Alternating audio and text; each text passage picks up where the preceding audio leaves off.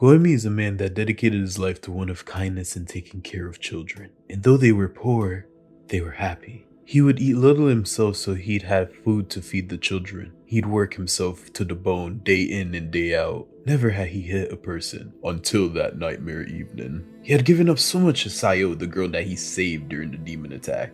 Instead of thanking him, she trembled in fear, sobbing to everyone that he was the demon. Shinobu was a girl that lost everything she cared about except for her older sister. The grief of losing their parents would mutate into hatred at the senselessness of having people she loved taken from her. In the Demon Slayer manga, there was a strong absence of the origin of Gyomei. Only done briefly, not fully portraying the connection that was built between the butterfly and rock pillar. This is the untold story of Shinobu and Gyomei. Our story begins after the blind man ran back into the two sisters he saved months ago. Arriving at the house of Master Himejima, they'd be greeted by a blank stare, an extreme confused look on his face. I shall now read from the passage. This is the house of Master Gyomei Himejima? Yes? Himejima stared blankly at the girls before him. He thought he'd never see them again after Kutsuki sent them to live with the distant relatives, so he hadn't asked for their names. Truth be told, he didn't want to have anything more to do with children. The fact they were paying him a visit now meant that they must have found a fault with Himejima. Please forgive us for being so rude to come unannounced. The older girl bowed neatly.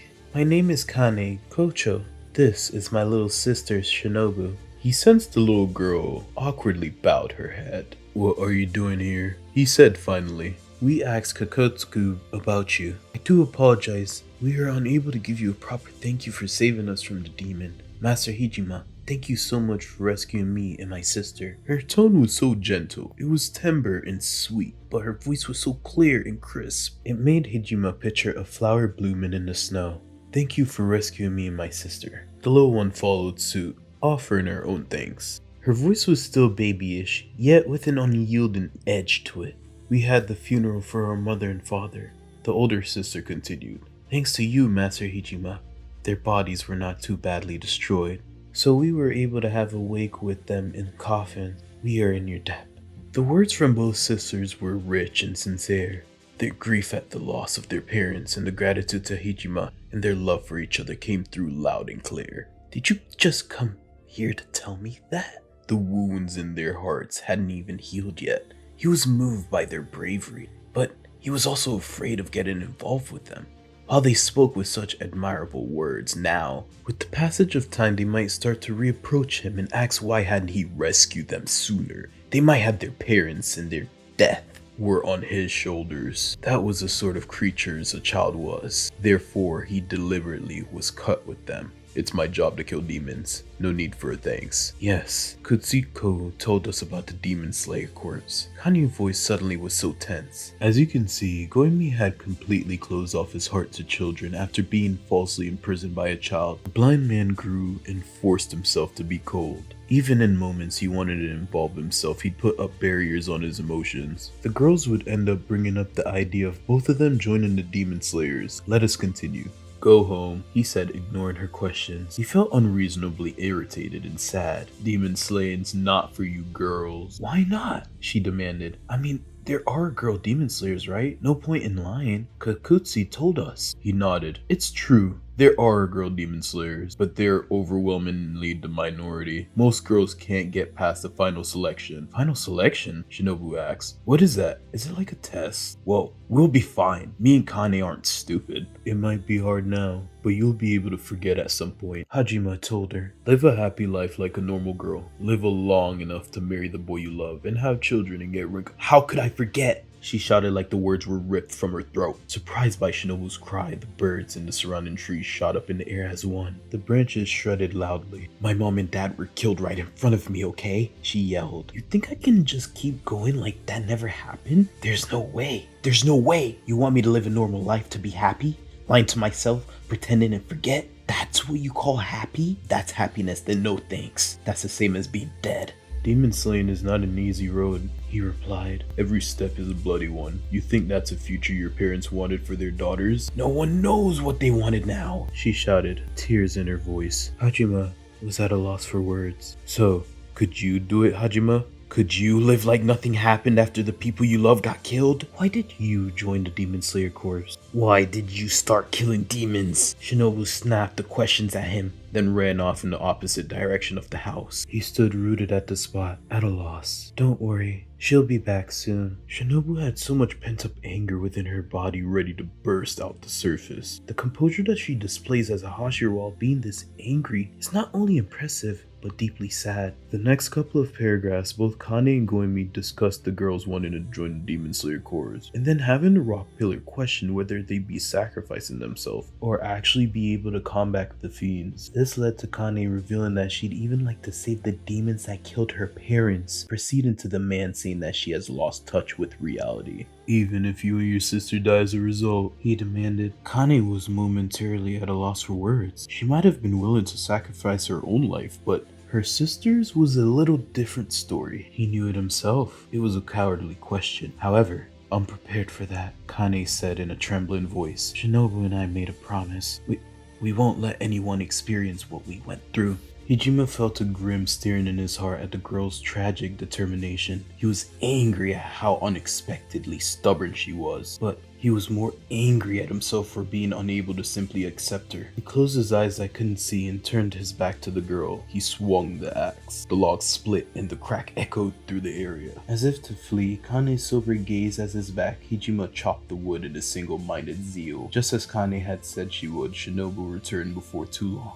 I'm back, she said with no ill will, and pushed on Yajima with wild vegetables and mushrooms she had collected on her way back. For supper, I thought, I'm pretty thoughtful, huh? Hey guys, this is a momentary pause in the story. Please leave a like and subscribe if you like this video. I've never made a video like this before, it's new territory to me, so leave your boy some feedback so I can know whether to make a video like this in the future. The next couple of paragraphs, the three would share a sentimental meal together. A couple of days would pass and they all would get into a routine. When he woke up in the morning, Shinobu had returned to her usual self and was waiting with Kanae and breakfast they made. The sisters stubbornly refused to leave, and after 3 days of this, Yajima admitted defeat. It was like a twisted game of house. Sisters who had lost their parents they loved, and a man who lost their children he devoted himself to raising. If he kept living with them, he would inadvertently start to care for them. In fact, he might have already started to, which was exactly why he was afraid that he would have been the one to rob these children of a peaceful future. The following morning, he'd lead the sisters outside to the back of the house to use the enormous rock he uses in his training, telling the girls that if they completed this task, he'd introduce them to a trainer so that they could join the Demon Slayer Corps.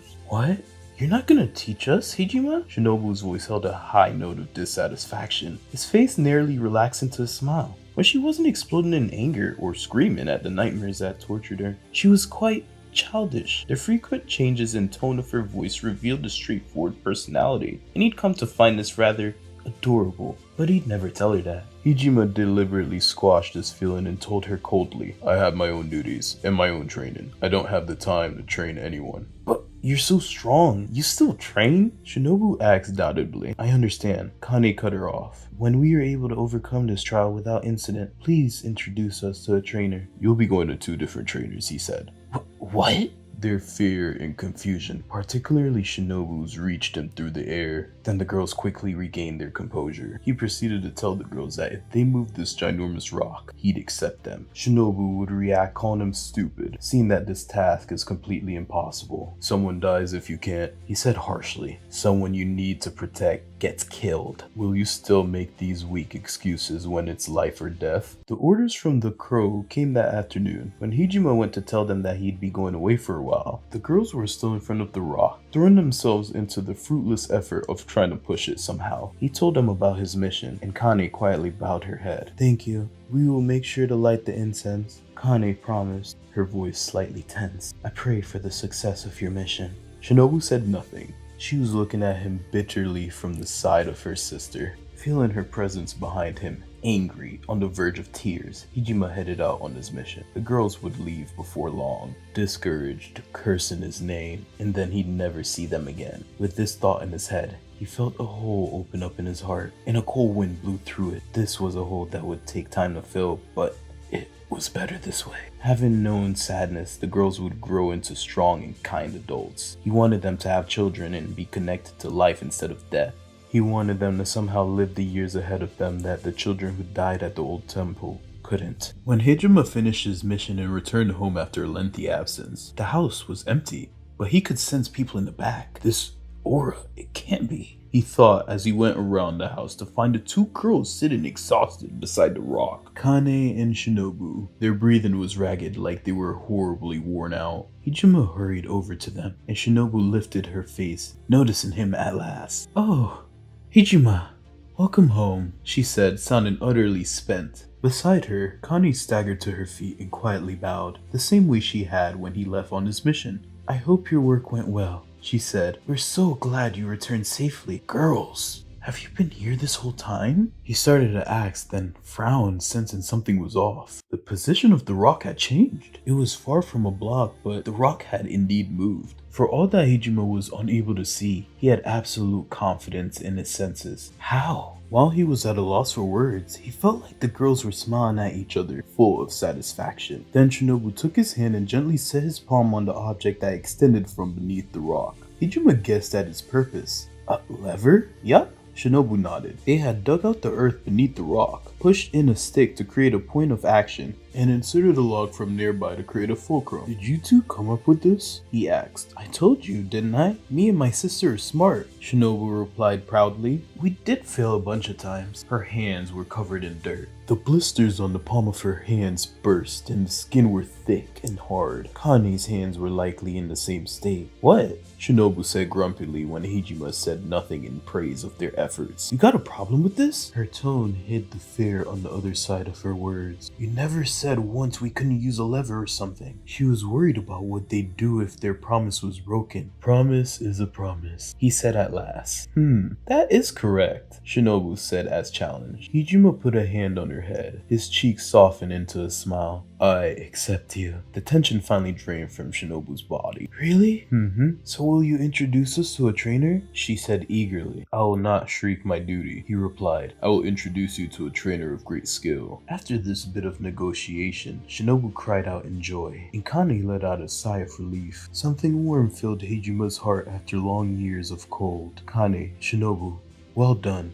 You did it." He called them by their names for the first time. The younger girl sniffled, while the older girl smiled gently. The next morning, the sisters would set out on their journey to their retrospective trainers. The timeline then skips to several years into the future. I'll now read from the passage. "Well then, each of you determine the details of your training and make your preparations. With that, the Hashira meeting comes to an end." As Gyomei marched out of the room, Shinobu came over to him. "Hijima, what?" he said. "I can't take part in the Hashira training," she told him. "I have something urgent to attend to." "Poison?" "Yes." She nodded coolly. "It'll take a bit of time." "It will?" Her voice was as it was ever. No tension, no enthusiasm, not even the slightest hint of emotion. It was simply calm, like the light of a spring sun. It was almost exactly that of her late sister. Shinobu had changed with Kanae's death. The mannerisms, the tone, the beard, and personality of her excessively kind-hearted sister, who even cared for demons. Shinobu adapted it all, and after the kind of training that made a person want to vomit blood, she had made it all the way up to the rank of Hashira. Anyone who had known Shinobu well in the past would have been unable to hide their surprise at how she is now. You would have not been able to go on had you had not changed. Was it painful? Was the agony that great? Hijima no longer knew if his decision that day had truly been the right one. The two girls had worked so hard under the trainers Hijima introduced them to, survived the final selection, and wept when they were finally reunited. But a few years later, Kanae died, and Shinobu lost her beloved sister. Hijima lost them both. The little girl who came to him that day, burning with rage, hatred of demons full of display, was now gone. Regret was one of the things that Hijima couldn't permit himself to. No, he couldn't regret his choices. Regret would have meant a denial of the way that Kanae lived, true to herself to the very last, dying heroically as a demon slayer, and to Shinobu's feelings as she tried to carry out her late sister's dying wish. Well then, If you excuse me. Shinobu dipped her head and then turned her back to Hijima. In that moment, he was overcome with indescribable anxiety. He felt as though he'd never see this little girl again. Shinobu, unconsciously, he called out to that small bag that carried so much on it, like she had when she was little. She stopped, the air around her slightly a bit disturbed. For the most fleeting of moments, he could sense a little of the girl on the verge of tears before him. This quickly faded, replaced by her usual calm aura, and she looked back at him. What is it? Don't go dying on me. He swallowed the words that were on the tip of his tongue. The sisters really had been so close. They loved each other from the bottom of their hearts and worked for each other, believed in each other, and each cared more for the other than either of them did for their own selves. Shinobu no doubt lived now with nothing but vengeance for her sister in her heart, and there's no one in this wide world who had the right to stop her. Oh. It's nothing, he managed to say. You're a funny one, Hijima. Shinobu smiled, the slightest bit perplexed. The same smile as her sister. Hijima couldn't stop her from walking away now. This video was created using the 37-page light novel Demon Slayer One-Winged Butterfly. I summarize and focus on some of the main wholesome moments. When I first read this book, some of the never-before-seen stories brought genuine tears to my face. I felt very passionate creating this video, so please leave a like and sub if you'd like me to make a similar video on the other chapters. Comment down below positive and negative criticisms on my narration so I can make it better in the future. Thank you for your time and attention. I hope you all have a beautiful day.